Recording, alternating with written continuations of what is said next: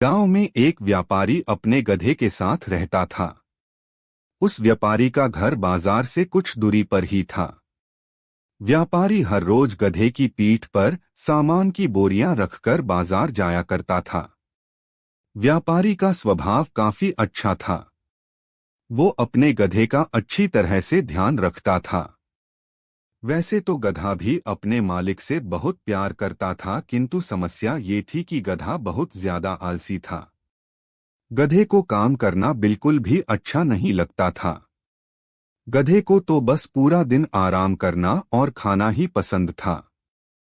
एक दिन व्यापारी को पता चला कि बाजार में नमक की मांग बढ़ गई है।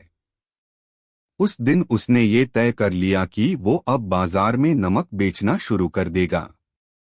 दूसरे ही दिन व्यापारी ने नमक की 4 बोरियां गधे की पीठ पर लादी और उसे बाजार चलने के लिए तैयार कर दिया। व्यापारी को पहले से ही पता था कि उसका गधा आलसी है, इसलिए वो जब गधा चलता नहीं था तब गधे को धक्का देता था। नमक की बोरियां थोड़ी भारी थीं, इस वजह से गधे के पैर कांप रहे थे और उसे चलने में मुश्किल हो रही थी। लेकिन व्यापारी गधे को धक्का देते देते उसे किसी भी तरह आधे रास्ते तक ले आता है।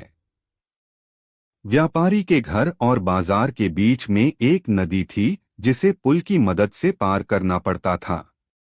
गधा नदी पार करने के लिए उस पुल पर चढ़ा और कुछ दूर चलने के बाद उसका पैर फिसल गया और वो नदी में गिर जाता है। व्यापारी इस तरह से गधे को नदी में गिरता हुआ देखकर परेशान हो जाता है और तुरंत ही तैरते हुए उसे नदी से बाहर निकालने की कोशिश करता है। कुछ प्रयत्न के बाद आखिरकार व्यापारी ने अपने गधे को नदी से बाहर निकल ही दिया। गधा जब नदी से बाहर निकला तब उसने देखा कि उसकी पीठ पर लदी बोरियां अब पहले से हल्की हो गई थी।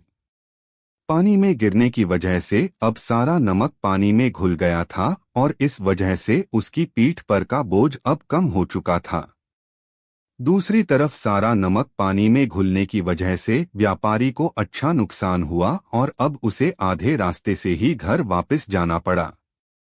वो बड़ा दुखी था और गधा पीठ पर बोझ कम होने की वजह से खुश था और उसे तो बाजार तक न जाने की तरकीब मिल गई थी। दूसरे दिन भी बाजार जाते समय जब पुल आया तब गधा जानबूझकर नदी में गिर गया और कल की तरह आज भी उसकी पीठ पर टंगी बोरियों में रखा सारा नमक पानी में घुल गया। आज भी व्यापारी को आधे रास्ते से ही घर वापस लौटना पड़ा। अब तो गधे ने हर दिन ऐसा जानबूझकर नदी में गिरना शुरू कर दिया था ताकि उसे भारी बोरियों का वजन उठाना न पड़े। किंतु व्यापारी को धीरे धीरे गधे की ये तरकीब का पता चल जाता है। एक दिन व्यापारी ने सोचा कि क्यों न गधे की पीठ पर ऐसा सामान रख दिया जाए जिसका वजन पानी में गिरने से बढ़ जाए। इसी सोच के साथ व्यापारी ने इस बार गधे की पीठ पर रुई से भरी बोरियां बांध दी और उसे लेकर बाजार की ओर चल पड़ा। इस बार भी गधा हर रोज की तरह नदी में गिर जाता है, पर इस बार उसकी पीठ पर का वजन कम नहीं हुआ बल्कि और भी बढ़ गया। इस बार गधा समझ ही नहीं पाया इस आज ऐसा तो क्या हुआ कि मेरे पीठ पर का वजन बढ़ गया। व्यापारी ने अगले 3-4 दिनों तक ऐसा ही किया। उसने गधे के पीठ पर नमक की जगह पर रुई से भरी बोरी ही बांध दी और जैसे ही गधा नदी में गिरता कि उसकी पीठ पर वजन बढ़ जाता। ऐसा लगातार कुछ दिनों तक होने के कारण आखिरकार गधे ने हार मान ही ली। गधे को अब अच्छा सबक मिल चुका था और वो चुपचाप पुल पार करने लगा। व्यापारी भी अब रुई की जगह नमक से भरी बोरियां बांधने लगा और गधा भी अब काम करने में आलस नहीं दिखता था। इस तरह से उस व्यापारी के सारे नुकसान की भरपाई भी धीरे धीरे होने लगी।